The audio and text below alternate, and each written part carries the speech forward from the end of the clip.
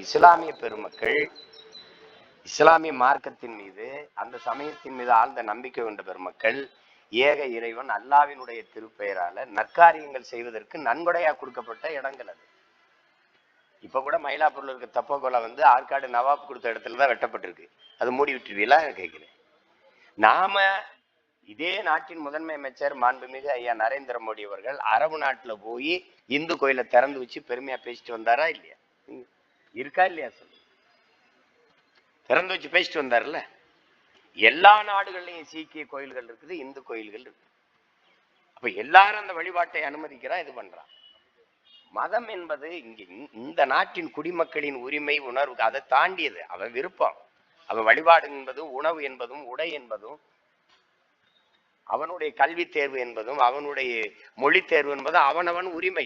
இது கட்டாயமா இதைத்தான் செய்யணும், இதை செய்யக்கூடாதுங்கிறது சர்வாதிகாரமும் இல்லை, கொடுங்கோன்மை. அந்த போக்கை ஆட்சியாளர்கள் கைவிடணும், மாற்றிக்கொள்ளணும். இது நாட்டின் ஒருமைப்பாட்டுக்கு இறையாண்மைக்கும் ஏற்புடையதல்ல.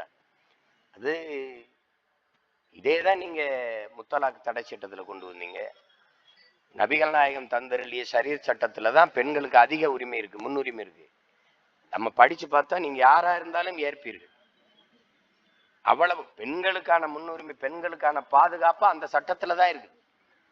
அதை தகர்த்து அதை இது பண்ணணும். நாங்க இஸ்லாமிய பெண்களுக்கு ஏதோ எல்லாம் செய்யறோன்ட்டு இப்ப இந்து பெண்களுக்கு எல்லாம் பெற்றுக் கொடுத்துட்டீங்களா?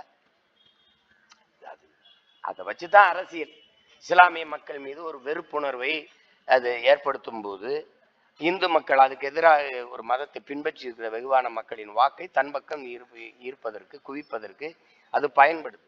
அது அவ்வப்போது தேர்தல்கள் வரும்போதெல்லாம் இந்த மாதிரியான வேலை திட்டங்கள் நிறைவேற்றப்படுது. அது ஒன்றும் பண்ண முடியாது. இப்ப இது நீங்க பாருங்க, வக்பு வாரியத்துல அதுல இருக்கிற இடங்கள் எல்லாம் பிரச்சனை. அதையெல்லாம் இவங்க எடுத்துட்ட பிறகு நாட்டுல வறுமையோ ஏழ்மையோ பசியோ வேலையின்மையோ ஒன்றும் இருக்காது, ஒண்ணுமே இருக்காது, எல்லாம் ஒளிஞ்சிரும் பாருங்க நீங்க.